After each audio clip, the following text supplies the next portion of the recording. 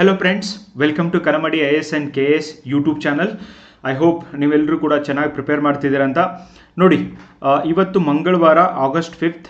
What are the articles, ಏನೇನೆಲ್ಲ articles ಬಂದಿದ್ದಾವೆ ಇದನ್ನು ಡೀಟೇಲ್ ಆಗಿ ಪ್ರಜಾವಾಣಿ ಮೊದಲಿಗೆ, ಆಮೇಲೆ ಹಿಂದೂನಲ್ಲಿ ಯಾವ್ಯಾವ ಆರ್ಟಿಕಲ್ ಬಂದಿದ್ದಾವೆ ಅನ್ನೋದನ್ನು ನಾನು ಒಂದೊಂದಾಗಿ ನಿಮಗೆ ಹೇಳ್ತಾ ಹೋಗ್ತೀನಿ. ಎಕ್ಸಾಮ್ ಒಳಗೆ ಹೆಂಗೆ ಕ್ವಶನ್ ಬರ್ಬೋದು, ನೀವು ಅದರಿಂದ ಏನು ನೋಟ್ಸ್ ಮಾಡ್ಕೋಬೋದು ಅನ್ನೋದನ್ನು ಕೂಡ ನಾನು ಹೇಳ್ತೀನಿ. ಇದನ್ನು ಸ್ಟಾರ್ಟ್ ಮಾಡೋಕ್ಕಿಂತ ಮುಂಚೆ ಇವತ್ತಿಂದ ಅಂದರೆ 5th August ನಮ್ಮ ಒಂದು ಸಂಸ್ಥೆಯಲ್ಲಿ PSI ಪೇಪರ್ 1ದು PSI paper 1 essay translation precise rating ಏನಿದೆಯೋ ಅದರ ಬ್ಯಾಚ್ ಪ್ರಾರಂಭ ಆಗ್ತಾ ಇದೆ. ಆ್ಯಂಡ್ ಇಂಟ್ರೆಸ್ಟೆಡ್ ಇರುವಂಥ ವಿದ್ಯಾರ್ಥಿಗಳು ನನ್ನನ್ನು ಕಾಂಟ್ಯಾಕ್ಟ್ ಮಾಡ್ಬೋದು. ಆ್ಯಂಡ್ ನೋಡಿ, ಒಳ ಮೀಸಲಾತಿ ಇವತ್ತು ರಿಪೋರ್ಟ್ನ ಸಬ್ಮಿಟ್ ಮಾಡಿದ್ದಾರೆ. ನೆಕ್ಸ್ಟ್ ಈಗ ಕಾಲ್ ಫಾರ್ಮ್ ಕೂಡ ಮಾಡ್ತಾರೆ. ಅದಕ್ಕಿಂತ ಮುಂಚೆ ಗೆಟ್ ರೆಡಿ ಗೈಸ್, ನೀವೆಲ್ಲರೂ ಕೂಡ ಪ್ರಿಪೇರ್ ಆಗಿ ಕೊಡ್ರಿ. ಇನ್ನೂ ನಿಮಗೆ ಸಮಯ ಸಿಗುತ್ತೆ. ಆ ಸಮಯನ ಸರಿಯಾಗಿ ಉಪಯೋಗ ಮಾಡ್ಕೊಳ್ಳಿಕ್ಕೆ ನಮ್ಮ ಒಂದು ಸಂಸ್ಥೆಯಲ್ಲಿ ಪೇಪರ್ 1 ಇದನ್ನು ಸ್ಟ್ರಾಂಗ್ ಮಾಡ್ಕೊಳ್ಳಿಕ್ಕೆ ಅವಕಾಶ ಇದೆ. ಇಂಟ್ರೆಸ್ಟೆಡ್ ಇದ್ದವರು ಕಾಲ್ ಮಾಡಿರಿ. ನೋಡಿ, ಫಸ್ಟ್ಗೆ ವನ್ಯಜೀವಿಗಳಿಗೆ ರಕ್ಷಣೆ. ಭಾರತದಲ್ಲಿ ವನ್ಯಜೀವಿ ಅಪರಾಧ ಪ್ರಕರಣಗಳು ಕಡಿಮೆಯಾಗಿವೆ ಅಂತ ಸರ್ಕಾರ ಹೇಳಿದೆ. 2020ರಲ್ಲಿ 820 ಪ್ರಕರಣಗಳು ದಾಖಲಾದರೆ 24ರಲ್ಲಿ 350ಕ್ಕೆ ಇಳಿಕೆಯಾಗಿದೆ. ಸೊ ಅದು ಆದಮೇಲೆ 2024ರಲ್ಲಿ ನಾವು ನೋಡಿದರೆ ಒಟ್ಟು ಪ್ರಕರಣಗಳ ಸಂಖ್ಯೆ 2700 ಪ್ರಕರಣಗಳು ದಾಖಲಾಗಿದ್ದು ಎಂದು ಕೂಡ ಕೇಂದ್ರ ಸರ್ಕಾರ ಹೇಳಿದೆ. ರಕ್ಷಣೆಯನ್ನು ನೀಡಲಾಗ್ತಾ ಇದೆ, ಕಡಿಮೆ ಆಗ್ತಾ ಇದ್ದಾವೆ ಪ್ರಕರಣಗಳು ಅಂತ ಹೇಳ್ತಾ ಇದೆ. That is good. Man animal ಕಾನ್ಫ್ಲಿಕ್ಟಲ್ಲಿ ನೀವು ಇದನ್ನು ಮನುಷ್ಯ ಮತ್ತು ವನ್ಯ ಜೀವಿಗಳ ಸಂಘರ್ಷ ಪ್ರಬಂಧದಲ್ಲಿ ನೀವು ಇದನ್ನು ಉಪಯೋಗ ಮಾಡ್ಬೋದು. ನೆಕ್ಸ್ಟ್, ಎಡಗೈಗೆ 6%, ಬಲಗೈಗೆ 5%. ನೋಡಿ, ಒಳ ಮೀಸಲಾತಿ ನಿನ್ನೆ ರಿಪೋರ್ಟ್ ಏನೋ ಕೊಟ್ಟಿದ್ದಾರೆ. ಪರಿಶಿಷ್ಟ ಜಾತಿಯ ಅಲ್ಲಿರುವಂಥ 101 ಉಪಜಾತಿಗಳನ್ನು 5 ಗುಂಪುಗಳಾಗಿ ವರ್ಗೀಕರಿಸಿ ಲಭ್ಯವಿರುವ 17% ಮೀಸಲಾತಿಯನ್ನು ಸುಪ್ರೀಂ ಕೋರ್ಟ್ ಮಾನದಂಡಗಳ ಅನ್ವಯ ಹಂಚಿಕೆ ಮಾಡಿರುವ ನಿವೃತ್ತ ನ್ಯಾಯಮೂರ್ತಿ ನಾಗಮೋಹನ್ ದಾಸ್ ನೇತೃತ್ವದ ಏಕಸದಸ್ಯ ಆಯೋಗ 6 ಶಿಫಾರಸುಗಳನ್ನು ಮಾಡಿದೆ. ಸೊ ಈ ಗುಂಪುಗಳು ಯಾವುವು? 5 ಗುಂಪು ಅಂದರೆ ಅವು ಅತಿ ಹಿಂದುಳಿದ ಜಾತಿಗಳಿಗೆ 1%, ಎಡಗೈ ಜಾತಿಗಳಿಗೆ 6%, ಆ್ಯಂಡ್ ಬಲಗೈ ಜಾತಿಗಳಿಗೆ 5%, ಬಂಜಾರ, ಬೋವಿ, ಕೊರವ, ಕೊರಚ, ಅಸ್ಪೃಶ್ಯರಲ್ಲದ ಜಾತಿಗಳಿಗೆ 4%, ಆದಿ ಕರ್ನಾಟಕ, ಆದಿ ದ್ರಾವಿಡ, ಆದಿ ಆಂಧ್ರ ಜಾತಿಯವರಿಗೆ 1%.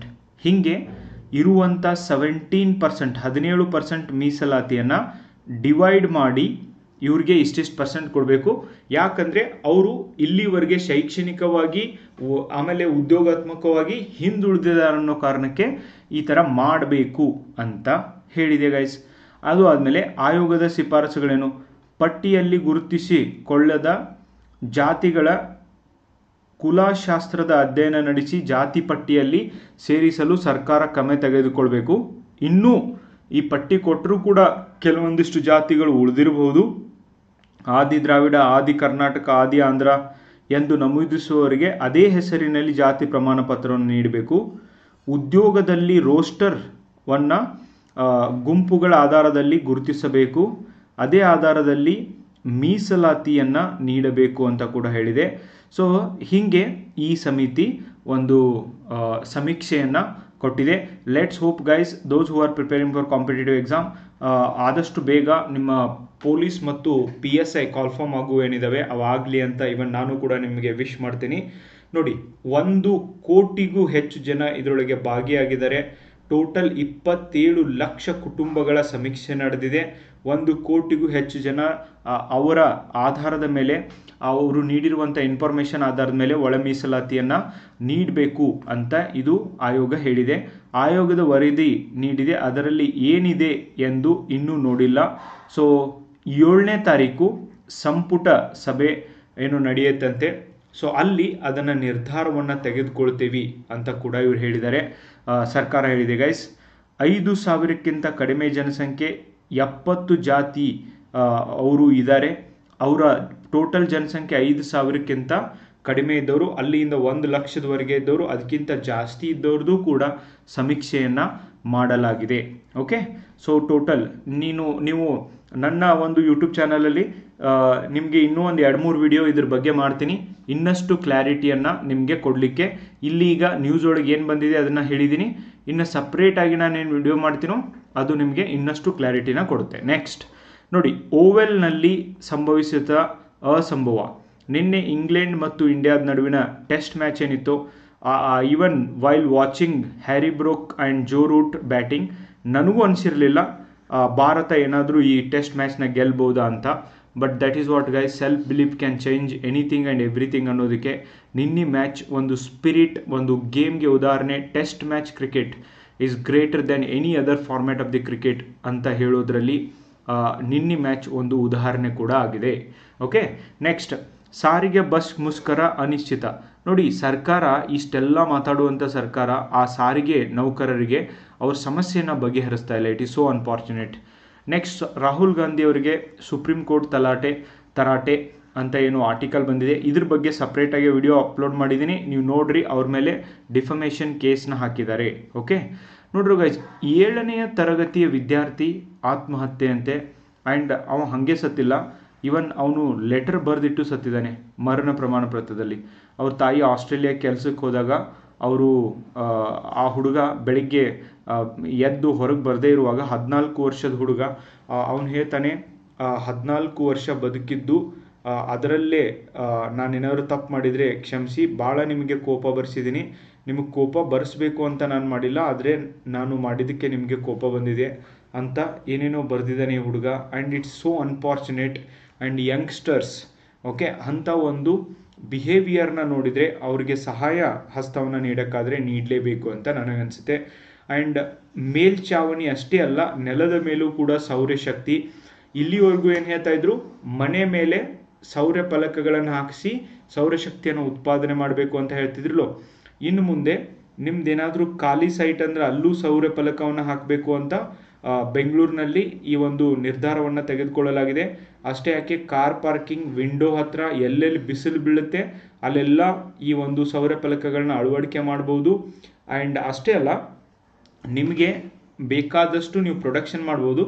ಬೇಡ ಅಂದಿದ್ದನ್ನು, ಮೀನ್ಸ್ ಎಕ್ಸ್ಟ್ರಾ ಆಗಿದ್ದನ್ನು ಗ್ರಿಡ್ಗಳ ಮೂಲಕನೂ ಕೂಡ ನೀವು ಕೊಡ್ಬೋದು.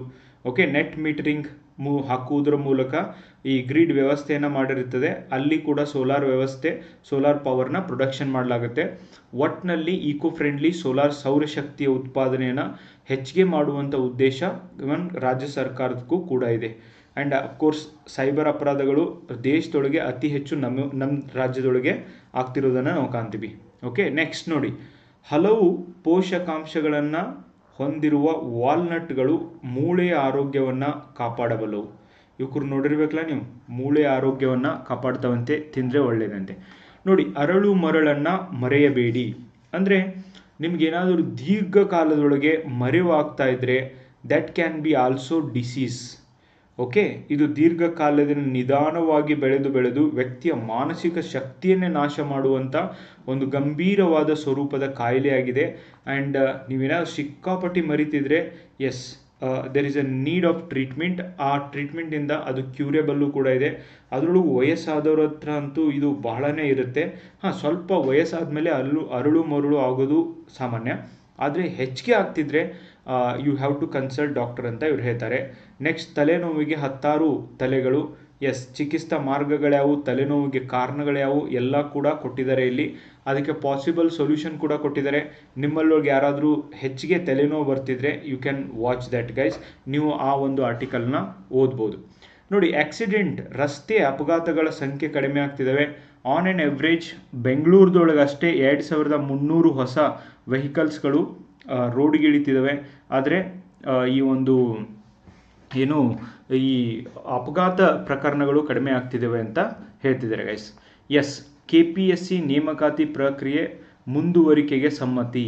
ನೋಡಿ, ಸರ್ಕಾರಿ ನೇಮಕಾತಿಯಲ್ಲಿ ಮೀಸಲಾತಿ ಜಾರಿಗೊಳಿಸಲು ನಿಯಮ ಉಲ್ಲಂಘನೆ ಮಾಡಲಾಗಿದೆ ಎಂದು 348 ಗೆಜೆಟೆಡ್ ಪ್ರೊಬೇಷನರಿ ಅಧಿಕಾರಿಗಳ ನೇಮಕಾತಿ ಅಧಿಸೂಚನೆ ರದ್ದುಗೊಳಿಸಬೇಕು ಅಂತೂ ಕೆಲವೊಂದಿಷ್ಟು ಜನ KATಗೆ ಹೋಗಿದ್ರು. ಅದಾದ ನಂತರ ಇವರು ಈಗ ಹೇಳಿದ್ದಾರೆ, ಸರ್ಕಾರ ಇದು ಏನು ಮಾಡ್ತಿದ್ದಾರೆ ಕಂಟಿನ್ಯೂ ಮಾಡಿರಿ ನಿಮ್ಮ ಒಂದು ರಿಕ್ರೂಟ್ಮೆಂಟ್ನ, ಸೊ ನಿಲ್ಲಿಸ್ಬೇಡ್ರಿ ಅಂತ ಹೇಳ್ಯಾರ. ಒಂದನೇದು 2 ಸರ್ತಿ ಎಕ್ಸಾಮ್ ಆಗೈತಿದು. ಓಕೆ, ಸೊ 2 ಸರ್ತಿ ಎಕ್ಸಾಮ್ ಆಗಿದೆ. ಅದಾದ ನಂತರ ನೆಕ್ಸ್ಟ್ ದಿನ 10 ಗಂಟೆಗೆ ಮೇನ್ಸ್ ಎಕ್ಸಾಮ್ ಇದೆ. ಹಿಂದಿನ ದಿನ ರಾತ್ರಿ 3 ಗಂಟೆವರೆಗೂ ಏನು ಹಾಲ್ ಟಿಕೆಟ್ನ ಕೊಟ್ಟಿದ್ದಾರೆ ಅಂತ ಪೇಪರ್ ಒಳಗೆ ಬಂದಿದೆ. ಆ್ಯಂಡ್ ಭಾಳ ಜನ ತೊಗೊಂಡ್ಬಂದಿದ್ದಾರೆ ಕೂಡ ಅದನ್ನು ಹೋಗಿ. ಆ್ಯಂಡ್ ಇಷ್ಟೆಲ್ಲ ಅನ್ಯಾಯ ಆದರೂ ಕೂಡ ಯಾವ ಒಂದು ನ್ಯಾಯಾಲಯ ಈ ಥರ ಹೇಳ್ತು ನನಗೆ ಗೊತ್ತಿಲ್ಲ ಗೈಸ್. ಆ್ಯಂಡ್ ನ್ಯಾಯಾಲಯ ಜಡ್ಮೆಂಟ್ನ ಕೊಡಲಿ, ಆದರೆ ಸ್ಟೂಡೆಂಟ್ಸ್ಗಳ ಒಂದು ಹಿತಾಸಕ್ತಿಯನ್ನು ಏನೂ ನೋಡ್ದೇನೆ, ಇನ್ನೊಂದು ಸೈಡಿನ ಆರ್ಗ್ಯುಮೆಂಟ್ಸ್ನೇ ನೋಡ್ದೇನೆ ಅದು ಹೆಂಗೆ ಮುಂದುವರಿಸು ಅಂತಾರೆ, I don't know. Okay, so ನನಗೆ ಗೊತ್ತಿಲ್ಲ. And yes, that is one article came in today's Prajavani, ಇವತ್ತಿನ ಪ್ರಜಾವಾಣಿಯೊಳಗೆ ಅದು ಒಂದು ಆರ್ಟಿಕಲ್ ಬಂದಿದೆ. ನೆಕ್ಸ್ಟ್, ಈ ಒಂದು ಹುಬ್ಳಿಯೊಳಗೆ ಕೊಲೆ ಆಗಿತ್ತಲ್ವ ನೇಹಾ ಹಿರೇಮಠ್, ಸೊ ಆ ಒಂದು ಪ್ರಕರಣದೊಳಗೆ ಆರೋಪಿ ಆದವನು ಬೇಲ್ಗಾಗಿ ಅಪ್ಲಿಕೇಶನನ್ನು ಹಾಕಿದ್ದ. ಅದರ ಚರ್ಚೆ ಕೂಡ ನಡೆದಿತ್ತು. ಆ್ಯಂಡ್ ಇದರ ಪ್ರಕಾರ ಬೇಲನ್ನು ಕೊಟ್ಟಿಲ್ಲ, ಜೈಲಿನೊಳಗೆ ಅವ್ರು ಮುಂದುವರಿಬೇಕು ಅಂತ ಕೋರ್ಟ್ ಆದೇಶ ಮಾಡಿದೆ ಗೈಸ್. ಇದನ್ನು ಭಾಳ ಜನ ವೆಲ್ಕಮ್ ಕೂಡ ಮಾಡ್ತಾರೆ. ಎಸ್, ಅವ್ನು ತಪ್ಪು ಮಾಡಿದ್ದಾನೆ ಅಂದರೆ ಶಿಕ್ಷೆ ಅನುಭವಿಸ್ಬೇಕು. ನೆಕ್ಸ್ಟ್, ನಿಮ್ಮ ಗುರಿ ಸೇವೆಯಾಗಿರಲಿ, ಅದನ್ನು ಗೆಲುವಿಗಾಗಿ ಮಾಡಬೇಡಿ. ಗೆಲುವು ತನ್ನಷ್ಟಕ್ಕೆ ನಿಮ್ಮನ್ನು ಹುಡುಕಿಕೊಂಡು ಬರುತ್ತದೆ. ವಿನೋಬಾ ಭಾವೆಯವರು ಹೇಳಿರುವಂಥ ಒಂದು ಮಾತು, ಇವತ್ತಿನ ಯುವಕರು ಸರಿಯಾಗಿ ಕೇಳಿಸ್ಕೋಬೇಕಾದಂಥ ಮಾತು. ಭಾಳ ಸರ್ತಿ ವಾಟ್ ಈಸ್ ದ ಔಟ್ಕಮ್, ಏನು ನಮಗೇನು ಲಾಭ, ನಮಗೇನು ಸಿಗುತ್ತೆ ಅನ್ನುವಂಥ ಮನೋಭಾವದವರೇ ವಿದ್ಯಾರ್ಥಿಗಳಾಗಿರ್ತಾರೆ ಹೊರತು ಓಕೆ ನನ್ನ ಧರ್ಮ ಇದು ಅಂತ ಮಾಡುವಂಥವರು ಕಡಿಮೆ. ಹೀಗಾಗಿ ಜಾಸ್ತಿ ಕಮರ್ಷಿಯಲೈಸೇಷನ್ ಆಗ್ತಾ ಇರೋದನ್ನು ಕಾಣ್ತೀವಿ. ನೆಕ್ಸ್ಟ್, ಮಾಲೆಗಾಂವ್ ಸ್ಫೋಟ ಪ್ರಕರಣ ಹಳಿ ತಪ್ಪಿದ ನ್ಯಾಯದಾನ. ನೋಡಿ, 2008 ಆಗಿರುವಂಥ ಒಂದು ಪ್ರಕರಣ ಇದು. ಆ್ಯಂಡ್ ಅದರೊಳಗೆ ಇವನ್ ಈ ಒಂದು ಸ್ಫೋಟದಲ್ಲಿ ಹಲವಾರು ಜನ ತಮ್ಮ ಜೀವವನ್ನು ಕಳ್ಕೊಂಡಿದ್ದನ್ನು ನೋಡ್ತೀವಿ. ಓಕೆ, ಅದ್ರ ಜೊತೆಗೆ ಇವನ್ ಮುಂಬೈನಲ್ಲಿ ಏನು ನಡೆದಿತ್ತು ರೈಲು ಸ್ಫೋಟ, ಆ ಸ್ಫೋಟದೊಳಗಾಗಿರ್ಬೋದು, ಮಾಲೆಗಾಂವ್ ಸ್ಫೋಟದೊಳಗಾಗಿರ್ಬೋದು, ಈ ಆರೋಪಿಗಳಂತೆ ಏನು ಅರೆಸ್ಟ್ ಮಾಡಿದ್ರೋ ಅವರನ್ನು ದೋಷ ಮುಕ್ತ ಮಾಡಿದ್ದು ಡೆಫಿನೆಟ್ಲಿ ದೇಶದೊಳಗೆ ಇಂಥ ಪ್ರಕರಣಗಳು ಹೆಚ್ಚಿಗೆ ಆಗಲಿಕ್ಕೆ ಕಾರಣೀಭೂತ ಆಗ್ತವೆ. ಯಾವುದೇ ಶಿಕ್ಷೆಯನ್ನು ಕೊಟ್ಟಿಲ್ಲ ಆ್ಯಂಡ್ ಏನೂ ಇಲ್ಲ. ಆಲ್ರೆಡಿ ಅವರು ಜೈಲೊಳಗಿದ್ದವರು ಅವ್ರು ಏನೇನೋ ಕಾರಣ ಹೇಳ್ಕೊಂಬಂದಿದ್ದಾರೆ. ಅವರನ್ನು ಬಿಡಿಸಿ, ಅಂದರೆ ಜೈಲಿಂದ ಬಿಟ್ಟು ಕೊಟ್ಟಂಥ ಒಂದು ಸನ್ನಿವೇಶವನ್ನು ನಾವು ನೆನಪಿಸ್ಕೊಂಡ್ರೆ ಡೆಫಿನೆಟ್ಲಿ ಇದು ಏನಾಗುತ್ತೆ ಅಂದರೆ ಮುಂದೆ ಯಾರಾದರೂ ಇಂಥ ಕೃತ್ಯಗಳಲ್ಲಿ ಭಾಗಿಯಾಗ್ತಿದ್ರೆ ಅವರಿಗೆ ಒಂದು ಭಯ ಇರೋದಿಲ್ಲ. ಎದಕ್ಕಂದರೆ ಇಲ್ಲಿ ನ್ಯಾಯಾಂಗದ ಮೇಲೆ ನಂಬಿಕೆ ಹೋಗುವಂಥ ಕೆಲಸನೇ ಹೊರತು ಇದರಿಂದ ನಂಬಿಕೆ ಬರೋದಿಲ್ಲ ಅಂತ ನ್ಯಾಯಾಂಗ ವ್ಯವಸ್ಥೆಯಲ್ಲಿ ಆಗಿರುವಂಥ ನ್ಯಾಯದಾನದಲ್ಲಿ ಆಗಿರುವಂಥ ತಪ್ಪನ್ನು ಇವರು ಹೇಳ್ತಾರೆ ಗೈಸ್. ನೆಕ್ಸ್ಟ್, ಸುಸ್ಥಿರ ನಾಳಿಗೆ ಜೈವಿಕ ಇಂಧನ ವೆರಿ ಇಂಪಾರ್ಟೆಂಟ್. ನಾವು ಇವತ್ತು ಪಳುವಳಿಕೆ ಇಂಧನದ ಮೇಲಿನ ಅವಲಂಬನೆಯನ್ನು ಕಡಿಮೆ ಮಾಡಿ ಶುದ್ಧ ಮತ್ತು ನವೀಕರಿಸಬಹುದಾದ ಇಂಧನ ಬಳಕೆಗೆ ಹೆಚ್ಚು ಒತ್ತನ್ನು ಕೊಡ್ತಿದ್ದೀವಿ. 19ನೇ ಶತಮಾನದ ವೇಳೆಗೆ ಜರ್ಮನ್ ಸಂಶೋಧಕ ರುಡಾಲ್ಫ್ ಡೀಸೆಲ್ ಓಕೆ ಕಡಲೆಕಾಯಿ ಎಣ್ಣೆಗಳನ್ನು ಬಳಸಿ ಡೀಸೆಲ್ ಇಂಜಿನನ್ನು ಯಶಸ್ವಿಯಾಗಿ ಚಲಾಯಿಸಿ ತೋರಿಸಿದ್ರು. ಓಕೆ, ನಮಗೆ ತೋರಿಸಿದ್ರು. ಅದು ಪರ್ಯಾಯ ಇಂಧನಗಳ ಸಾಧ್ಯತೆಗಳನ್ನು ಜಗತ್ತಿಗೆ ಪರಿಚಯಿಸಿತು. ಆ ಮಹತ್ವದ ಘಟನೆ ಅಚ್ಚರಿ ಹುಟ್ಟಿಸುವುದರ ಜೊತೆಗೆ ಭವಿಷ್ಯದ ಇಂಧನ ಮೂಲಗಳನ್ನು ಕುರಿತು ಹೊಸ ದೃಷ್ಟಿಕೋನವನ್ನೇ ನೀಡಿದ್ದನ್ನು ಕಾಣ್ತೀವಿ. ಕೆಲವು ದೇಶಗಳಲ್ಲಿ ಜೈವಿಕ ಇಂಧನ ತಯಾರಿಕೆ ಮತ್ತು ಬಳಕೆ ಕುರಿತು ಸಂಶೋಧನೆ ಮತ್ತು ಅಭಿವೃದ್ಧಿ ಕೆಲಸಗಳು ಶುರುವಾಗಿದ್ದನ್ನು ನಾವು ಕಾಣ್ತೀವಿ. ಓಕೆ, ಹೀಗೆ ನೋಡಿ, ಜೈವಿಕ ಇಂಧನಗಳು ಇದು ನಮ್ಮ ಒಂದು ಎನ್ವೈರ್ಮೆಂಟಲ್ಗೂ ಕೂಡ ಫ್ರೆಂಡ್ಲಿ ಆಗಿರ್ತವೆ. ಆ್ಯಂಡ್ ನಮ್ಮ ಹತ್ರ ಇರುವಂಥ ತರಕಾರಿಗಳನ್ನು ಉಪಯೋಗಿಸ್ಕೊಂಡು, ನಮ್ಮ ಹತ್ರ ಇರುವಂಥ ಪ್ರತಿಯೊಂದು ವಸ್ತುಗಳನ್ನು ಉಪಯೋಗಿಸ್ಕೊಂಡು ಅವು ವೇಸ್ಟ್ ಆದಮೇಲೆ, ಅವು ಚೆನ್ನಾಗಿದ್ದಾಗಲ್ಲ, ವೇಸ್ಟ್ ಆದಮೇಲೆ ಇರುವಂಥದ್ದನ್ನು ಉಪಯೋಗಿಸ್ಕೊಂಡು ಓಕೆ, ಸೊ ಈ ಒಂದು ಜೈವಿಕ ಇಂಧನವನ್ನು ಪ್ರೊಡಕ್ಷನ್ ಮಾಡ್ಬೋದು. ಈವನ್ ಕಬ್ಬಿನಿಂದ ಎಥನಾಲನ್ನು ತೆಗಿತಾರೆ, ಇದು ಕೂಡ ಜೈವಿಕ ಇಂಧನದ ಒಂದು ಭಾಗವೇ ಆಗಿದೆ. ಸೊ ಅಷ್ಟೇ ಅಲ್ಲ ನೋಡಿ, ಫ್ಲಕ್ಸ್ ಪೋಯಲ್ ಎಂಜಿನ್ಗಳನ್ನು ಕೂಡ ಇದರಿಂದ ಓಡಿಸ್ತಾರೆ ಡೈರೆಕ್ಟಾಗಿ ಇದನ್ನೇ ಹಾಕಿ. 2018ರಲ್ಲಿ ಭಾರತ ಒಂದು ಮಹತ್ವದ ಜೈವಿಕ ಇಂಧನಗಳ ರಾಷ್ಟ್ರೀಯ ನೀತಿಯನ್ನು ಮಾಡಿದೆ. ಜೈವಿಕ ಇಂಧನಗಳ ರಾಷ್ಟ್ರೀಯ ನೀತಿ ಅಡಿಯಲ್ಲಿ ಪೆಟ್ರೋಲ್ ಮತ್ತು ಪೆಟ್ರೋಲ್ನಲ್ಲಿ ಇಥನಾಲ್ ಮಿಶ್ರಣ ಪ್ರಮಾಣವನ್ನು ಹೆಚ್ಚಿಸುವ ಗುರಿಯನ್ನು ನಿಗದಿಪಡಿಸಿತು. ಆರಂಭದಲ್ಲಿ 10% ಮಿಶ್ರಣ ಗುರಿ ಹೊಂದಿದ್ದರೂ ಅದನ್ನು 20%ಗೆ ಹೆಚ್ಚಿಸುವ ಮಹತ್ವಾಕಾಂಕ್ಷಿ ಯೋಜನೆಯನ್ನು ರೂಪಿಸಿದ್ದನ್ನು ಕಾಣ್ತೀವಿ. ನಮ್ಮ ದೇಶದೊಳಗೀಗ BS4, BS5, 6 ವೆಹಿಕಲ್ ಬರ್ತಿದ್ದಾವಲ್ಲ, ಅವು ಜೈವಿಕ ಇಂಧನವನ್ನು ಬಳಸ್ತಾ ಇದ್ದಾವೆ. ಆ್ಯಂಡ್ ಜೈವಿಕ ಇಂಧನ ನಾವು ಸಡನ್ನಾಗಿ ಇನ್ಕ್ರೀಸ್ ಮಾಡೋಕ್ಕೆ ಬರೋದಿಲ್ಲ, ಯಾಕಂದರೆ ಇಂಜಿನ್ಗೆ ಹೊಂದಾಣಿಕೆ ಆಗುವಂಥ ಇಂಧನವನ್ನು ಹಾಕಬೇಕಾಗತ್ತೆ. ಆಹಾರ ಬೆಳೆಗಳನ್ನು ಜೈವಿಕ ಇಂಧನ ಉತ್ಪಾದನೆಗಾಗಿ ಬಳಸುವುದು ಸರಿಯೇ ಎಂಬ ಪ್ರಶ್ನೆ ಮೊದಲಿನಿಂದಲೂ ಕೂಡ ಇದೆ. ಎಸ್, ಒಂದು ಬೇಕು ಅಂದರೆ ಇನ್ನೊಂದನ್ನು ಕಳ್ಕೊಳ್ಳೋದು ಸಾಮಾನ್ಯ ಆಗಿದೆ ಈಗಿನ ಜಗತ್ತಿನಲ್ಲಿ. ಹಾಗಾಗಿ ನಮಗೆ ಇಂಧನ ಬೇರೆ ದೇಶದ ಮೇಲೆ ಡಿಪೆಂಡ್ ಆಗಿರೋಕ್ಕಿಂತ ನಾವೇ ಅದನ್ನು ಪ್ರೊಡಕ್ಷನ್ ಮಾಡೋದು ಒಳ್ಳೆಯದು. ಆ್ಯಂಡ್ ಭದ್ರತೆ ಅಪಾಯ ಕೂಡ ಇಲ್ಲಿ ಇರೋದಿಲ್ಲ. ಜಾನುವಾರುಗಳು ಸೇವಿಸುವ ಆಹಾರಕ್ಕೂ ಕೂಡ ಇದರಿಂದ ಪೈಪೋಟಿ ಉಂಟಾಗ್ತಿದೆ. ಜೈವಿಕ ಇಂಧನ ಉತ್ಪಾದನೆಗೆ ಸೂಕ್ತವಾದಂಥ ಹೊಂಗೆ ಸೊಪ್ಪು, ಜಾಟ್ರೋಫಾದಂಥ ಕೃಷಿಯೇತರ ಬೆಳೆಗಳು ಕೂಡ, ಪಾಚಿ, ವ್ಯರ್ಥ ಆಹಾರ, ಹೀಗೆ ಮೀರಿದ್ದ ಪ್ಯಾಕ್ಗಳು ಆಗಿರಬಹುದು, ಆ್ಯಂಡ್ ಆಹಾರ ಕೃಷಿ ತ್ಯಾಜ್ಯ ಆಗಿರಬಹುದು, ನಗರ ತ್ಯಾಜ್ಯ ಜೈವಿಕ ಇಂಧನ ಬಳಸುವುದರಿಂದ ಆಹಾರ ಭದ್ರತೆಗೆ ಧಕ್ಕೆ ಆಗುವುದಿಲ್ಲ ಮತ್ತು ಪರಿಸರಕ್ಕೂ ಕೂಡ ಹಾನಿಯಾಗುವುದಿಲ್ಲ.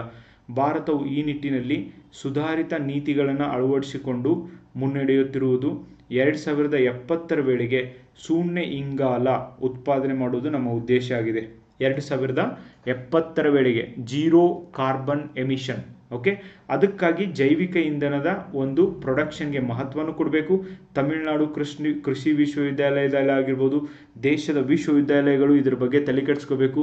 ಆ್ಯಂಡ್ ಜೈವಿಕ ಇಂಧನ ತಂತ್ರಜ್ಞಾನ ಸುಧಾರಣೆಗೆ ವಾಣಿಜ್ಯ ಬಳಕೆಗೆ ಪ್ರಮುಖ ಕೊಡುಗೆ ನೀಡಿದಂಥ ವಿಜ್ಞಾನಿ ಡಾಕ್ಟರ್ AK ಸಿಂಗ್ ಅವರು ಸೆಣಬು ಮತ್ತು ಕೆನಾಫ್, ದಾಸವಾಳ ಸೇರಿ ಇದೇ ರೀತಿಯ ಬೆಳೆಗಳಿಂದ ಕೃಷಿ ತ್ಯಾಜ್ಯದಿಂದ ಜೈವಿಕ ಇಥನಾಲ್ ಉತ್ಪಾದಿಸುವ ಸಾಧ್ಯತೆಗಳನ್ನು ಕುರಿತು ಅಧ್ಯಯನ ಕೂಡ ನಡೆಸಿದ್ದಾರೆ. Yes, we need to experiment and ಇದನ್ನು ಮಾಡುವಂಥ ಅವಶ್ಯಕತೆ ಇದೆ. ನಮಗೆ ಜೈವಿಕ ಇಂಧನದ ಅವಶ್ಯಕತೆ ಇದೆ. ಇಂಪಾರ್ಟೆಂಟ್ ಆರ್ಟಿಕಲ್ಲು, ನೀವು ಅದನ್ನು ನೋಡ್ಬೋದು. ನೆಕ್ಸ್ಟ್, ಲೈಂಗಿಕ ಶಿಕ್ಷಣಕ್ಕೆ ಇದು ಸಕಾಲ ಅಂತ ಹೇಳಿ ಪ್ರಜಾವಾಣಿ ಪೇಪರ್ ಒಳಗೆ ಆರ್ಟಿಕಲ್ ಬಂದಿದೆ. ಮಕ್ಕಳು ತಮ್ಮ ದೇಹದ ಬಗ್ಗೆ ಅರಿವು ಮೂಡಿಸಲು ಹಾಗೂ ಲೈಂಗಿಕ ಶೋಷಣೆ ಬಗ್ಗೆ ತಿಳುವಳಿಕೆ ಮೂಡಲು ಲೈಂಗಿಕ ಶಿಕ್ಷಣದ ಅವಶ್ಯಕತೆ ಇದೆ ಅಂತ ಹೇಳುತ್ತೆ. ನಾನು ಇದ್ರ ಬಗ್ಗೆ ಮತ್ತೆ ಒಂದು ಸಪ್ರೇಟ್ ವಿಡಿಯೋ ಕೂಡ ಮಾಡ್ತೀನಿ ಫ್ರೆಂಡ್ಸ್. ನೋಡಿ, ಏನಾಗಿದೆ, ಈ ನ್ಯೂಸ್ ಪೇಪರ್ ಆರ್ಟಿಕಲಲ್ಲಿ ನಿಮಗೆ ಪೂರ್ತಿ ಕಂಪ್ಲೀಟಾಗಿ ಹೇಳೋಕ್ಕಾಗೋದಿಲ್ಲ. ಅದನ್ನು ನಾನು ಇಂಪಾರ್ಟೆಂಟ್ ಎಕ್ಸಾಮ್ಗೆ ಇದ್ದಿದ್ದನ್ನು ಮಾತ್ರ ಹೇಳಿರ್ತೀನಿ. ಕರ್ನಾಟಕದಲ್ಲಿ ಕಳೆದ ಕೆಲವು ವರ್ಷಗಳಲ್ಲಿ 80,000 ಬಾಲಕಿಯರು, those who are studying in 5th standard, 5ನೇತೆಯಿಂದ 10ನೇತೆ ತನಕ ಯಾರು ಸ್ಟಡಿ ಮಾಡ್ತಿದ್ದಾರೆ ಅಂಥ 80,000ಕ್ಕೂ ಅಧಿಕ ಬಾಲಕಿಯರು ಗರ್ಭಿಣಿಯರಾಗಿದ್ದಾರೆ. ಶಾಲೆಗೆ ಹೋಗ್ತಾ ಇರೋರು ಗರ್ಭಿಣಿಯರಾಗ್ತಿದ್ದಾರೆ. ಅಂಥ ಒಂದು ಗರ್ಭಿಣಿಯರಾಗುವಂಥ ಒಂದು ಪ್ಲೇಸ್ಗಳಲ್ಲಿ ಬೆಂಗಳೂರು, ಬೆಳಗಾವಿ, ಮೈಸೂರು ಈ ಜಿಲ್ಲೆಗಳು ಮುಂಚೂಣಿಯಲ್ಲಿದ್ದಾವೆ. ಸೊ ಅಲ್ಲಿ ಬರ್ತಾ ಇರುವಂಥ ಟೀಚರ್ ಆಗಿರ್ಬೋದು, ಸ್ಟೂಡೆಂಟ್ಸ್ ಆಗಿರ್ಬೋದು, ಆ್ಯಂಡ್ ಪ್ರಿನ್ಸಿಪಲ್ ಆಗಿರ್ಬೋದು, ಸೋ ಮೆನಿ ಪೀಪಲ್ಗಳಿಂದ ಇವನ್ ಅತ್ಯಾಚಾರ ಪ್ರಕರಣ ಆಗಿರ್ಬೋದು. ಸೊ ತಮ್ಮದೇ ಮನೆಯ ಸದಸ್ಯರಿಂದ ಆಗಿರ್ಬೋದು, ಅಪರಿಚಿತರಿಂದ, ಸಹಪಾಠಿಗಳಿಂದ, ಈ ಎಲ್ಲ ಕಾರಣದಿಂದ, ಬಾಲ್ಯ ವಿವಾಹದಿಂದ ಈ ಒಂದು ಲೈಂಗಿಕ ದೌರ್ಜನ್ಯದ ಪ್ರಕರಣಗಳು ಹೆಚ್ಚಿಗೆ ಆಗ್ತಿದ್ದಾವೆ. ಅದರ ಜೊತೆಗೆ ಯಾವ ಹೆಣ್ಮಗಳು ಈ ವಯಸ್ಸಿನೊಳಗೆ ಪ್ರೆಗ್ನೆಂಟ್ ಆಗಿದ್ದಾಳೋ ಅವಳಿಗೆ ಅಪೌಷ್ಟಿಕತೆ, ರಕ್ತಹೀನತೆ, ಗರ್ಭಾವಸ್ಥೆಯ ತೊಡಕುಗಳು, ಬಾಲಗರ್ಭಿಣಿಯರಲ್ಲಿ ಕಾಣಿಸಿಕೊಳ್ಳುವ ಅನೇಕ ಸಮಸ್ಯೆಗಳು ಕಾಣಿಸಿಕೊಳ್ತಿದ್ದಾವೆ. ಭವಿಷ್ಯವನ್ನು ಹಾಳು ಮಾಡುತ್ತಿರುವ ಈ ಬಾಲ್ಯ ವಿವಾಹದಂಥ ಅನಿಷ್ಟ ಪದ್ಧತಿಗಳು ಇನ್ನೂ ಯಾಕೆ ಮುಂದುವರೆದಿದ್ದಾವೆ? ಬೇಕಾದದ್ದು, ಬೇಡವಾದದ್ದು ಎಲ್ಲವನ್ನ ಗೂಗಲ್ ಮಾಡಿದರೆ ಸಿಗುತ್ತದೆ. ಜಾಲತಾಣದಲ್ಲಿ ಅದೆಷ್ಟೋ ಬಗೆಯ ವೆಬ್ಸೈಟ್ಗಳಿದ್ದಾವೆ. ಅಶ್ಲೀಲ ವಿಡಿಯೋಗಳನ್ನು ಶೇರ್ ಮಾಡ್ತವೆ, ತೋರಿಸ್ತವೆ. ಸೊ ಜ್ಞಾನವಿಲ್ಲದೆ ಅಥವಾ ಇಂಥ ವಯಸ್ಸಿನಲ್ಲಿ ಬೇಡವಾದ ವಿಷಯಗಳನ್ನು ಅವೈಜ್ಞಾನಿಕವಾಗಿ, ಪ್ರಾಬ್ಲಮ್ ಏನು ಅಂದರೆ ಅವೈಜ್ಞಾನಿಕವಾಗಿ ದಕ್ಕಿದರೆ ಅನಾಹುತ ಸಂಭವಿಸೋದು ಗ್ಯಾರಂಟಿ ಅನ್ನೋದಕ್ಕೆ ಇದೊಂದು ಬೆಸ್ಟ್ ಎಕ್ಸಾಂಪಲ್ ಇದೆ. ಸೊ ನಮ್ಮ ದೇಹದೊಳಗೆ ಇರುವಂಥ ಖಾಸಗಿ ಅಂಗಾಂಗಗಳ ಕೆಲಸ ಏನು, ಅದರಿಂದ ಏನಾಗುತ್ತೆ ಅನ್ನೋದನ್ನು ತಿಳಿದುಕೊಳ್ಳೋಕ್ಕಾಗೋದಿಲ್ಲ, ನಮ್ಮ ಶಿಕ್ಷಣ ಪದ್ಧತಿಯಲ್ಲಿ ತಿಳಿಲಿಕ್ಕೆ ಒಂದು ಅವಕಾಶ ಸಿಗ್ತಾ ಇಲ್ಲ ಅಂದರೆ it is so bad guys.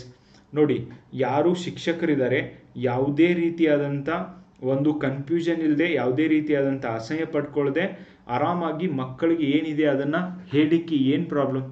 ಹಾಗಾದರೆ ಈ ದೇಶದಲ್ಲಿ ದೌರ್ಜನ್ಯ ಪ್ರಕರಣಗಳಾಗಿರ್ಬೋದು, ಇಂಥ ಪ್ರಕರಣಗಳು ಇನ್ನೂ ಹೆಚ್ಚಿಗೆ ಆಗ್ತವೆ. ನೆದರ್ಲ್ಯಾಂಡ್, ಸ್ವೀಡನ್, ಫಿನ್ಲ್ಯಾಂಡ್, ನಾರ್ವೆ ಸೇರಿದಂತೆ ಹಲವು ದೇಶಗಳಲ್ಲಿ ಮಕ್ಕಳಿಗೆ ಬಾಲ್ಯದಲ್ಲಿಯೇ ಲೈಂಗಿಕ ಶಿಕ್ಷಣವನ್ನು ನೀಡ್ತಾರೆ. ಇದರಿಂದ they are leading a life better. ಮತ್ತು ನಮ್ಮಲ್ಲಿಯೂ ಕೂಡ ಲೈಂಗಿಕ ಶಿಕ್ಷಣವನ್ನು ಪ್ರಾಥಮಿಕ ಶಾಲೆಗಳಿಂದನೇ ತುರ್ತಾಗಿ ಆರಂಭಿಸುವ ಅಗತ್ಯವಿದೆ. ಈ ನಿಟ್ಟಿನಲ್ಲಿ ಮೊದಲು ಶಿಕ್ಷಕರಿಗೆ ತರಬೇತಿ ನೀಡಬೇಕು. ಜ್ಞಾನ ದೇಗುಲವಿದು ಕೈ ಮುಗಿದು ಒಳಗೆ ಬಾ ಅಂತ ಬಂದಿರುವಂಥ ಮಕ್ಕಳನ್ನ ರೇಪ್ ಮಾಡ್ತಿದ್ದಾರೆ. ಆ್ಯಂಡ್ ಶಿಕ್ಷಕರ ತರಬೇತಿ ನೀಡಬೇಕು. ಲೈಂಗಿಕ ಶಿಕ್ಷಣವನ್ನು ಮುಜುಗರದ ಅಥವಾ ಅನ್ಯವಾದ, ಅನಗತ್ಯವಾದ ವಿಷಯವೆಂದು ಯಾರೂ ಪರಿಗಣಿಸಬಾರದು. ಗರ್ಭಧಾರಣೆ, ಬಾಲ್ಯ ವಿವಾಹ, ಎಡೆಯರ ಸಾವು ಆ್ಯಂಡ್ ಹುಡುಗಿಯರ ವಿದ್ಯಾಭ್ಯಾಸ ಕುಂಠಿತವಾಗುವುದು ಮೊದಲಾದ ಪಿಡುಗುಗಳನ್ನು ತಪ್ಪಿಸಬಹುದು ಈ ಒಂದು ಬಾಲಕಿಯರಿಗೆ ಸರಿಯಾದಂಥ ಒಂದು ಶಿಕ್ಷಣವನ್ನು ನಾವು ನೀಡ್ತಾ ಹೋದಂಗೆ ಅಂತ ಆರ್ಟಿಕಲಲ್ಲಿ ಹೇಳ್ತೆ guys. Very very important article. ನಾನು ಇನ್ನೊಂದು ಸಪ್ರೇಟಾಗಿಯೂ ವಿಡಿಯೋ ಮಾಡ್ತೀನಿ, but these are the things you should remember, because ಇವೆಲ್ಲ ನೀವು ಬರಿಬೋದು. ಓಕೆ, ಇವೆಲ್ಲ ಪಾಯಿಂಟ್ಸ್ ನೀವು ಹಾಕೋಕ್ಕೆ ಬರೀಲಿಕ್ಕೆ ಉಪಯೋಗ ಆಗುತ್ತೆ ಗೈಸ್. ಓಕೆ, ನೆಕ್ಸ್ಟ್ ನೋಡಿ, ಕ್ರಿಕೆಟ್ ಮಾತೃ ಮಾದರಿ, that is test cricket. Definitely ಇದೊಂದು ಶುಕ್ರ ದೇಶ. 5 ದಿನ ಕ್ರಿಕೆಟ್ ನೋಡೋಕೆ ಯಾರೂ ಬರೋದಿಲ್ಲ ಅಂದ್ಕೊಂಡಿದ್ರಂತೆ both India and England players, but an number of people who present 5 ದಿನಾನೂ ಕೂಡ ಆ ಕ್ರಿಕೆಟನ್ನು ನೋಡಿದರೆ ನಿಜವಾಗ್ಲೂ ರೋಮಾಂಚನಕಾರಿ ಇತ್ತು ಗೈಸ್. ಇವನ್ ನಾನು ಈ ಮ್ಯಾಚ್ಗಳನ್ನ ನೋಡಿದ್ದೀನಿ and it was so interesting. ಎರಡೂ ಟೀಮ್ಗಳು ಆಲ್ಮೋಸ್ಟ್ ಇನ್ನೂ ಗೆದ್ದೇ ಬಿಟ್ಟು ಅಂದಾಗ ಸೋತಿದ್ದಾವೆ, ಸೋತೆ ಬಿಟ್ಟು ಅಂದಾಗ ಗೆದ್ದಿದ್ದಾವೆ. It's very common in cricket and but the amount of energy, the way ತಮ್ಮ ಒಂದು ವ್ಯಕ್ತಿತ್ವವನ್ನು ಏನು ತೋರಿಸಿದ್ದಾರೆ ಬೋತ್ ಕ್ರಿಕೆಟರ್ಸ್. ಓಕೆ, ಅದರೊಳಗೆ ಜಗಳ ಕೂಡ ಆಗಿದ್ದಾವೆ ಆ್ಯಂಡ್ ಹೀಟೆಡ್ ಆರ್ಗ್ಯುಮೆಂಟ್ಸ್ ಆಗಿದ್ದಾವೆ. That's part of sport. Okay, ಈ ಸ್ಪೋರ್ಟ್ಸ್ನ ಭಾಗವಾಗಿದೆ. Test cricket definitely is great ಅಂತ ಮತ್ತೆ ಪ್ರೂವ್ ಆಗಿದೆ. ಇಷ್ಟೊಂದು ರೆಸಿಲಿಯನ್ಸ್ ಅಂದರೆ ಕನ್ಸಿಸ್ಟೆನ್ಸಿ ಆ್ಯಂಡ್ ರೆಸಿಲಿಯನ್ಸ್ ತೋರಿಸೋದು, ಅದರೊಳಗೂ Mohammed Siraj got the highest wicket in the series and yeah, each and every player whoever played, okay, ಯಾರ್ಯಾರು ಆಡಿದ್ದಾರೆ ಅವರೆಲ್ಲರೂ ಕೂಡ ಚೆನ್ನಾಗಿ ಪರ್ಫಾರ್ಮೆನ್ಸ್ನ ಮಾಡಿದ್ದನ್ನು ಕಾಣ್ತೀವಿ. ಟೆಸ್ಟ್ ಕ್ರಿಕೆಟ್ಗೆ ಒಂದು ಶುಕ್ರ ದೇಶ ಅಂತ ಬಂದಿದೆ ಗೈಸ್. ನೆಕ್ಸ್ಟ್ ಪ್ರಶ್ನೆ, ನೆಕ್ಸ್ಟ್ ಆರ್ಟಿಕಲ್ ಯಾವುದು ಅಂದರೆ ನೋಡಿ, ಈ ಒಂದು ಹನುಮಂತಪುರ. ಓಕೆ, ಸೊ ಇಲ್ಲಿ 20 ನವಿಲುಗಳು ಒಂದೇ ಬಾರಿಗೆ ಸತ್ತು ಹೋಗಿದ್ದಾವೆ. ಆ್ಯಂಡ್ ಎನಿವೆ ಒಂದು ಎನ್ಕ್ವೈರಿ ಕಮಿಟಿನೂ ಕೂಡ ಅಪಾಯಿಂಟ್ ಮಾಡಿದ್ದಾರೆ. ಹೆಂಗೆ ಮಲೆ ಮಹದೇಶ್ವರ ಬೆಟ್ಟದೊಳಗೆ 5 ಹುಲಿಗಳು ಸತ್ತೋಗಿದ್ವು, ಹಾಗೇನೆ ಒಂದೇ ಸಾರ್ತಿಗೆ 20 ಈ ಒಂದು ನವಿಲುಗಳು ಸತ್ತೋಗಿದ್ದಾವೆ. Okay, that's so bad news guys. And let see ಏನು ಬರುತ್ತೆ ರಿಪೋರ್ಟ್ನಲ್ಲಿ, ಬಟ್ ಆಗಿದ್ದಂತೂ ಕರೆ. ಓಕೆ, ಸೊ ನೆಕ್ಸ್ಟ್, ರಫ್ತುದಾರರಿಗೆ ಕೇಂದ್ರ ನೆರವು ಸಾಧ್ಯತೆ ಅಂತ ಒಂದು ಆರ್ಟಿಕಲ್ ಇದೆ. ರಾಜ್ಯ ಸರ್ಕಾರಗಳ ಜೊತೆಯೂ ಮಾತುಕತೆ ನಡೆಸಲು ವಾಣಿಜ್ಯ ಸಚಿವಾಲಯ. ನೋಡಿ, ಏನು ರಫ್ತು ನೋಡಿ, ಯಾವಾಗ ಡೊನಾಲ್ಡ್ ಟ್ರಂಪ್ ಯಾವಾಗಿಂದ 25% ಟ್ಯಾಕ್ಸ್ನ ಇಂಪೋಸ್ ಮಾಡಲಿಕ್ಕೆ ಹೇಳಿದಾನೋ ಆ್ಯಂಡ್ ಭಾರತದ ಬಗ್ಗೆ ಏನೇನೋ ಸ್ಟೇಟ್ಮೆಂಟ್ನ ಕೊಡ್ತಿದ್ದಾನೋ, ಅವಾಗಿಂದ ಯಾರು ನಮ್ಮ ದೇಶದೊಳಗೆ ಪ್ರೊಡಕ್ಷನ್ ಮಾಡಿ ಬೇರೆ ದೇಶಕ್ಕೆ ವಸ್ತುಗಳನ್ನ ಕಳಿಸ್ತಾರೆ ಅವ್ರದ್ದೇನು ಅಂದರೆ ಪ್ರಾಬ್ಲಮ್ಮು, ಅವರು ಸಾಲ ತೊಗೊಂಡು ಭಾಳ ಸರ್ತಿ ಸಾಲ ಮಾಡಿ ಆ ವಸ್ತುಗಳನ್ನ ಪ್ರೊಡಕ್ಷನ್ ಮಾಡಿ ಬಂದಿರುವಂಥ ದುಡ್ಡಿನಲ್ಲಿ ಸಾಲ ಮುಟ್ಟಿಸ್ತಾರೆ. ಅದಕ್ಕೆ ಅವ್ರು ಏನು ಹೇಳ್ತಿದ್ದಾರೆ ಅಂದರೆ ಸರ್ಕಾರಕ್ಕೆ ರೆಡ್ಯೂಸ್ ದ ಇಂಟ್ರೆಸ್ಟ್ ರೇಟ್, ಆ ಇಂಟ್ರೆಸ್ಟ್ ರೇಟನ್ನು ಬಡ್ಡಿ ದರವನ್ನು ಕಡಿಮೆ ಮಾಡಿರಿ ಅಂತ ಹೇಳಿದ್ದಾರೆ. ಈಗ ಸರ್ಕಾರ ಫೈನಲಿ ಒಪ್ಕೊಂಡಿದೆ ಬಡ್ಡಿ ದರ ರಫ್ತುದಾರರಿಗೆ ಕಡಿಮೆ ಮಾಡಲಿಕ್ಕೆ. ಆ್ಯಂಡ್ ತೆರಿಗೆಯಲ್ಲಿ ಕೆಲವು ವಿನಾಯಿತಿಗಳನ್ನು ಕೂಡ ಕೋರಿಕೆ ಮಾಡಿದ್ದಾರೆ ಆ್ಯಂಡ್ ಅದನ್ನು ಮಾಡ್ತೀವಿ ಅಂತ ಹೇಳಿದ್ದಾರೆ. ಬಾಕಿ ಮೊತ್ತವನ್ನು ತ್ವರಿತವಾಗಿ ಪಾವತಿಗೆ ಕೇಂದ್ರ ಕೂಡ ಆಗ್ರಹ ಕೂಡ ಮಾಡಿದೆ. ಯಾರೂ ಪೆಂಡಿಂಗ್ ಇಟ್ಕೋಬೇಡ್ರಿ, ನೀವು ಕೊಟ್ಟರೆ ನಾವು ಕೂಡ ನಿಮಗೆ ಫೆಸಿಲಿಟಿ ಕೊಡ್ತೀವಿ ಅಂತ ಹೇಳಿದ್ದಾರೆ ಗೈಸ್. 7 ಲಕ್ಷ ಕೋಟಿ GST ವಂಚನೆ ಪತ್ತೆ. Yes, that is part of our system guys. ಇದು ಒಂದೇ ಬಾರಿ ಅಲ್ಲ, ಪ್ರತಿ ಬಾರಿನೂ ಆಗ್ತವೆ. ಈ ಬಾರಿ 7 ಲಕ್ಷ ಕೋಟಿ ವಂಚನೆ, that is A huge in number. Okay, ಅದು ಸಿಕ್ಕಾಪಟ್ಟೆ ಆಯಿತು. ನೆಕ್ಸ್ಟ್, ಯುಕ್ರೇನ್ ಜೊತೆಗೆ ಯುದ್ಧ ಕೊನೆಗೊಳಿಸಲು ರಷ್ಯಾಕ್ಕೆ ನೀಡಿರುವ ಗಡುವು ಶುಕ್ರವಾರ ಅಂತ್ಯ. ಆ್ಯಂಡ್ ಭಾರತದ ಸರಕುಗಳಿಗೆ ಇನ್ನಷ್ಟು ಸುಂಕವನ್ನು ಟ್ರಂಪ್ ಅವರು ಹಾಕ್ತಿದ್ದಾರೆ. ಓಕೆ, ನ್ಯಾಯಸಮ್ಮತವಲ್ಲ ಅಂತ ಕೂಡ ಕೆಲವೊಬ್ರು ಹೇಳ್ತಾರೆ. But anyway Donald Trump is Donald Trump, we cannot do anything. ಇವ್ರ ಬಗ್ಗೆ ಆರ್ಟಿಕಲ್ನ ನಾನು ಆಲ್ರೆಡಿ ಭಾಳ ಸರ್ತಿ ಡಿಸ್ಕಸ್ ಮಾಡಿದ್ದೀನಿ, ಯು ಕ್ಯಾನ್ ಸಿ ದ್ಯಾಟ್. ಹಾಂ ನೋಡಿ, ಬುಡಕಟ್ಟು ಸಮುದಾಯದ ಹಿರಿಯ ನಾಯಕ, ಓಕೆ, JMM ಸಂಸ್ಥಾಪಕ Shibu Soren, okay. So former Jharkhand chief minister coming from a tribal background. ಇವರು ಸಿಕ್ಕಾಪಟ್ಟೆ ಅಚೀವ್ಮೆಂಟ್ನ ಮಾಡಿದ್ದಾರೆ ಗೈಸ್. 81 ವರ್ಷ ವಯಸ್ಸಾಗಿತ್ತು. ಮೂತ್ರಪಿಂಡದ ಸಮಸ್ಯೆ ವೈಫಲ್ಯದಿಂದಾಗಿ ಇವರು 6 ಬಾರಿ ಸಂಸದರು ಮತ್ತು ಕೇಂದ್ರ ಕಲ್ಲಿದ್ದಲು ಸಚಿವರಾಗಿ ಕೂಡ ಸೇವೆ ಸಲ್ಲಿಸಿದ್ದಾರೆ. 2020 ಜೂನ್ನಲ್ಲಿ ರಾಜ್ಯಸಭೆಗೂ ಕೂಡ ಇವರು ಆಯ್ಕೆಯಾಗಿದ್ದರು. ಆ್ಯಂಡ್ ಇವರು ಇವತ್ತು ಈ ಭೂಮಿನ ಬಿಟ್ಟು ಹೋಗಿದ್ದಾರೆ. Anyway, rest in peace, because he was a good person actually, okay. ಒಳ್ಳೆ ಮನುಷ್ಯ ಇದ್ದ. And he died as a politician ಆಗಿ ಇದ್ರು ಅವರು, okay.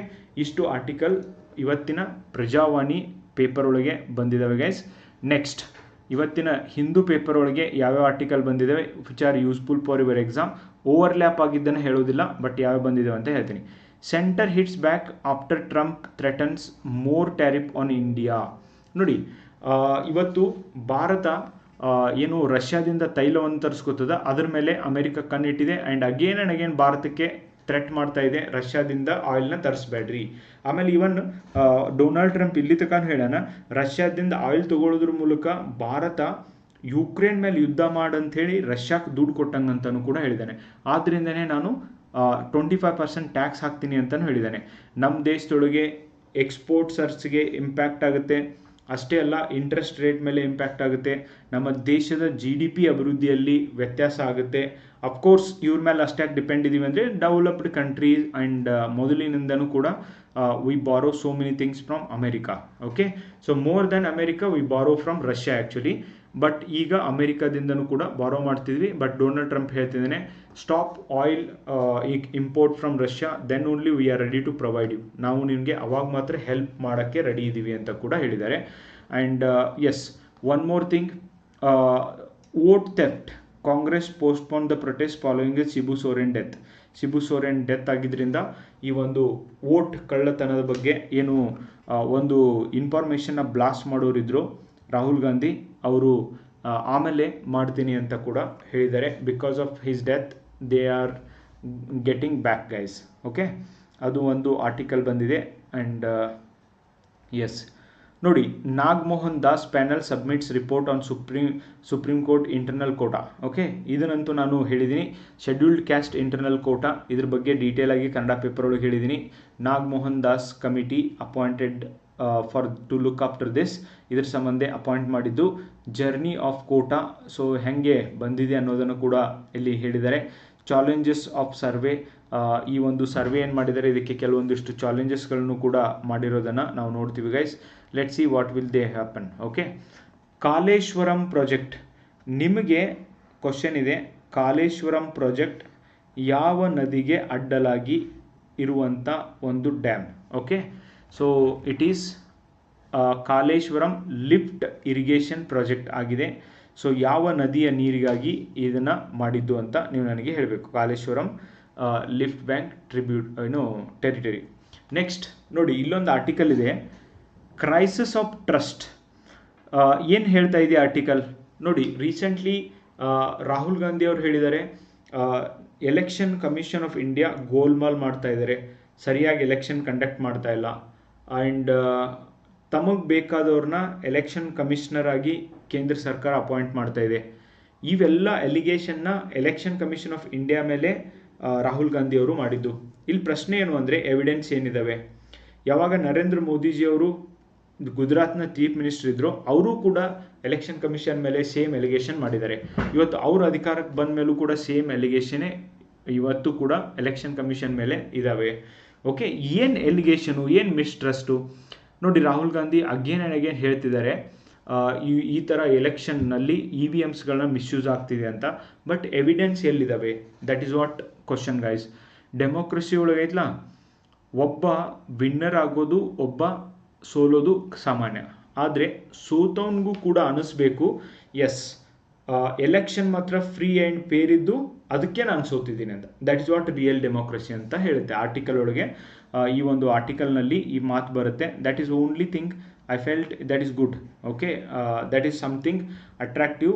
Like Election Commission of India should be work independently and ಟ್ರಸ್ಟ್ನ ಯಾವತ್ತೂ ಕಳ್ಕೊಬಾರ್ದು, ಪಬ್ಲಿಕ್ ಒಪಿನಿಯನ್ ಯಾವತ್ತೂ ಕಳ್ಕೊಬಾರ್ದು. And ಅದ್ರ ಸಂಬಂಧ ಈ ಒಂದು ಸಂವಿಧಾನಿಕ ಸಂಸ್ಥೆಯಾಗಿ ಇದು ವರ್ಕ್ ಮಾಡಬೇಕು. ವಿ ವಿ ಪ್ಯಾಟ್ ನೋಡಿ, ವಿ ವಿ ಪ್ಯಾಟ್ ನಿಮಗೆ ಗೊತ್ತಲ್ವಾ, ಇಲ್ಲಿ ಎಲೆಕ್ಷನ್ ಕಮಿಷನ್ ಇಟ್ಟಿರುವಂಥ ಒಂದು ವೋಟಿಂಗ್ ಬೂತ್ ಇರುತ್ತೆ. ಸ್ವಲ್ಪ ದೂರ ಬಂದರೆ that is VVPAT. ಒಂದು ಸಣ್ಣ ಡಬ್ಬ ಇರುತ್ತೆ ಆ್ಯಂಡ್ ನೀವು ಇಲ್ಲಿ ವೋಟ್ ಹಾಕಿದ್ದನ್ನು ಆಮೇಲೆ ಮುಂದೆ ಬಂದು ನೋಡಿದಾಗ ಅಲ್ಲಿ ಚೀಟಿ ಒಳಗೆ ತೋರಿಸುತ್ತೆ. ಓಕೆ, ವಿ ವಿ ಪ್ಯಾಟ್ ಒಳಗೂ ಕೂಡ ಸ್ಕ್ಯಾಮ್ ಆಗುತ್ತೆ ಅಂತ ಭಾಳ ಜನ ಹೇಳಿದ್ದಾರೆ. ಅದನ್ನು ಚೆಕ್ ಮಾಡೋಕ್ಕಾಗಿಲ್ಲ. ಅಷ್ಟೇ ಅಲ್ಲ, ರೀಸೆಂಟ್ಲಿ ಬಿಹಾರದೊಳಗೆ ಫಾರ್ಮರ್ ಸಿ ಎಮ್ ಇದ್ದವ and I think Tejashwi Yadav. So ಅವ್ರು ಹೇಳ್ತಾರೆ ಅವರು ಹೆಸರೇ ಇಲ್ಲ ಅಂತೆ ಎಲೆಕ್ಷನ್ ಕಮಿಷನ್ ಆಫ್ ಇಂಡಿಯಾ ಅವರು ರಿಲೀಸ್ ಮಾಡಿರುವಂಥ ವೋಟರ್ ಐ ಡಿ ಲಿಸ್ಟ್ ಒಳಗೆ ಅವ್ರ ಹೆಸರೇ ಇಲ್ಲ ಅಂತೆ. See, how can you believe? ಈ ಥರ ಎಲ್ಲ ಸ್ಟೇಟ್ಮೆಂಟ್ ಕೊಡೋದು ಚುನಾವಣಾ ಕಮಿಷನ್ಗೆ ಒಂದು ಶೋಭೆ ತರುವಂಥದ್ದಲ್ಲ, ಭಾರತ ಸಂವಿಧಾನಕ್ಕೂ ಅಲ್ಲ ಆ್ಯಂಡ್ ಎಂಟೈರ್ ಸಿಸ್ಟಮ್ಗೂ ಅಲ್ಲ. So leader of the opposite ಇರೋರು ಮತ್ತು ಇವರು ಜೊತೆಯಾಗಿ ಕೆಲಸ ಮಾಡಬೇಕೆ ಹೊರತು ಹೀಗೆ ಜಗಳಾಡಬಾರ್ದು ಅಂತ ಆರ್ಟಿಕಲಲ್ಲಿ ಹೇಳುತ್ತೆ guys. Next, one more article came related to India and England test series. The missing link in India's battery waste management. ನೋಡಿ, ಬ್ರೀಫಾಗಿ ಹೇಳ್ಬಿಡ್ತೀನಿ ನಾನು ನಿಮಗೆ ಗೈಸ್. ಏನಾಗುತ್ತೆ ಗೊತ್ತಾ, ಈ ಒಂದು ಬ್ಯಾಟ್ರಿ ಡಿಮ್ಯಾಂಡ್ ನಮ್ಮ ದೇಶದೊಳಗೆ ಎಲೆಕ್ಟ್ರಾನಿಕ್ ಗ್ಯಾಜೆಟ್ಸ್ ಹೆಂಗೆ ಹೆಚ್ಚಿಗೆ ಆಗ್ತಾ ಹೋಗ್ತಾ ಇದೆ, ಹಾಗೆ ಬ್ಯಾಟ್ರಿ ಡಿಮ್ಯಾಂಡ್ ಕೂಡ ಹೆಚ್ಚಿಗೆ ಆಗ್ತಾ ಹೋಗುತ್ತೆ. ಓಕೆ, ಸೊ ಆ್ಯಂಡ್ ನೋಡಿ 139 gigawatt by 2035 from 4 gigawatt in 2023. ನೋಡಿ, ಇದು ಟಾರ್ಗೆಟ್ ಇದೆ ನಮ್ಮದು. India's expanding renewable energy sector is also delaying demand for lithium batteries with a rapid adoption of battery energy storage system. ನೋಡಿ, rapid adoption of battery energy system. So ಇದು ಏನು ಹೇಳುತ್ತೆ ಅಂದರೆ, ಈಗ ಒಬ್ರು ಯಾರೇ ಬ್ಯಾಟ್ರಿ ರೆಡಿ ಮಾಡಿರ್ತಾರಲ್ಲ, ವಾಪಸ್ ಅವುಗಳನ್ನು ಕಲೆಕ್ಟ್ ಮಾಡೋದು ಅವ್ರದ್ದೇ ಡ್ಯೂಟಿ. ಓಕೆ, ಯಾರೋ ಬಂದಾದಮೇಲೆ ಎಲ್ಲೋ ಇದು ಒಗೆಯಂಗಿಲ್ಲ, ಅವ್ರಿಗೇ ವಾಪಸ್ ತಂದು ಕೊಡಬೇಕು. ಇದು ಪ್ಲಾಸ್ಟಿಕ್ಕಲ್ಲಿ ಕೂಡ ಒಂದು ನಿಯಮ ಇದೆ. ಸೊ ಆದ್ದರಿಂದ ಈ ಒಂದು ಬ್ಯಾಟ್ರಿ ವೇಸ್ಟ್ ಮ್ಯಾನೇಜ್ಮೆಂಟನ್ನು ನಾವು ಕರೆಕ್ಟಾಗಿ ಮಾಡಬೇಕು. ಅಂದಾಗ ಮಾತ್ರ ಅದು ನೀರೊಳಗೆ ಸೇರಿ ವಿಷಕಾರಿ ಅನಿಲಗಳನ್ನು ಉತ್ಪಾದನೆ ಮಾಡಿ ಇನ್ನೊಂದು ಜೀವಿಗೆ ತ್ರಾಸ ಕೊಡೋದಿಲ್ಲ. ಹಾಗಾಗಿ ಸರ್ಕಾರ ಇದರ ಮೇಲೆ ಕ್ಲಿಯರ್ ಕಟ್ ಪಾಲಿಸಿ ಮಾಡಬೇಕು.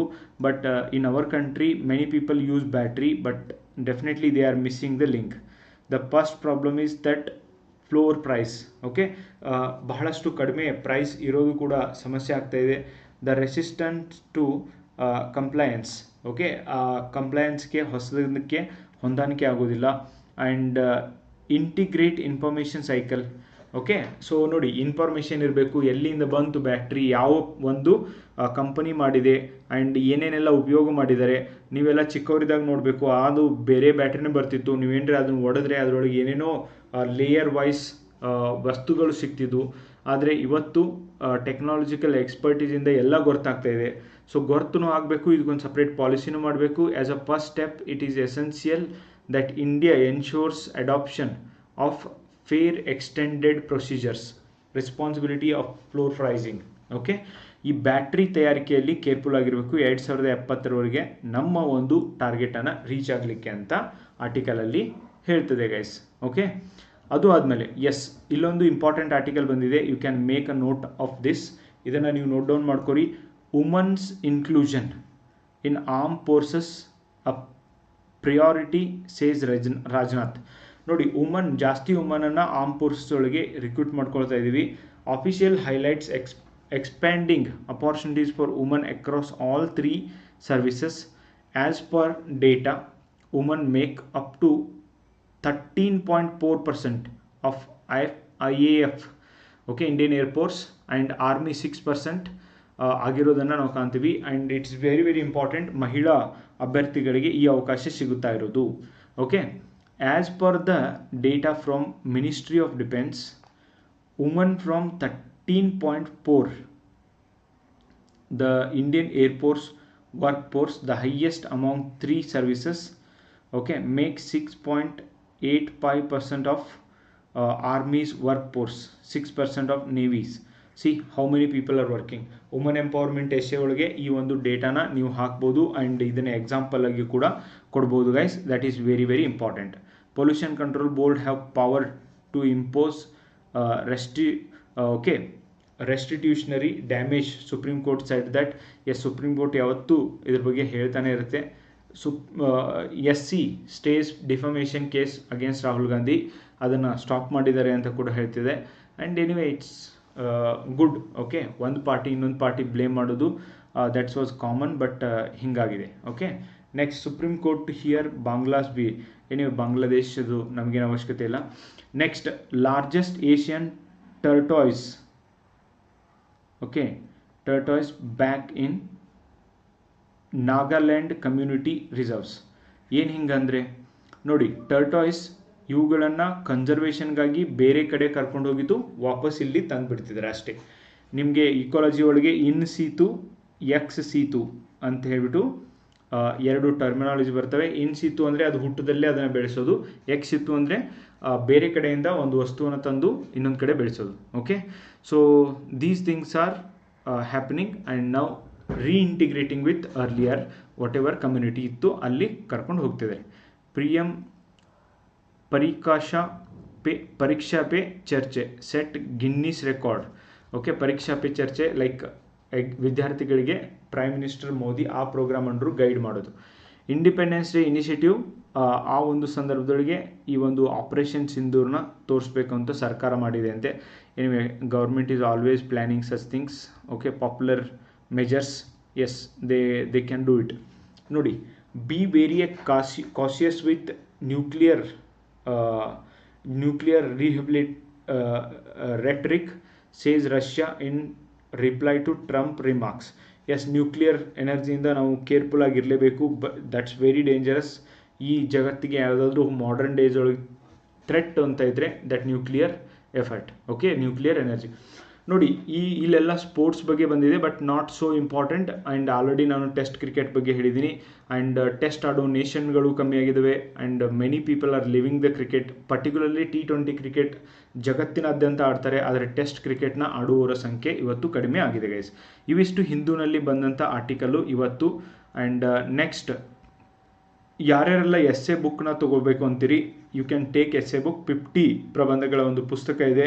ಆ್ಯಂಡ್ ಎಲ್ಲ ಪ್ರಚಲಿತ ಪ್ರಬಂಧಗಳನ್ನು ಇದರೊಳಗೆ ಇನ್ಕ್ಲೂಡ್ ಮಾಡಲಾಗಿದೆ. You can take it. And ನಮ್ಮ ವಿದ್ಯಾರ್ಥಿಗಳು ಇದನ್ನು ಓದಿ ತುಂಬ ಒಳ್ಳೆಯ ಅಂಕಗಳನ್ನು ತೊಗೊಂಡಿದ್ದಾರೆ. ಯಾರಿಗೆ ಪುಸ್ತಕ ಬೇಕು ಅನಿಸುತ್ತೆ, you can contact this number. ಈ ಒಂದು ನಂಬರ್ಗೆ ನೀವು ಕಾಂಟ್ಯಾಕ್ಟ್ ಮಾಡ್ಬೋದು. ನಂತರ August 5th ಇಂದ ಹೊಸ PSI ಬ್ಯಾಚ್ ಪ್ರಾರಂಭ ಆಗ್ತಾಯಿದೆ. You can also come and join our institute. Paper 1ಗೆ particularly essay, translation, precise writing, ಈ 3 ಸೆಗ್ಮೆಂಟನ್ನು ನಿಮಗೆ ಸರಿಯಾಗಿ ಹೇಳ್ಕೊಡುತ್ತೆ ಫ್ರೆಂಡ್ಸ್. ಇಷ್ಟು ಇವತ್ತಿನ ವಿಷಯಗಳು ಬಂದಿದ್ದು. Thank you so much for discussion. Take care. Bye.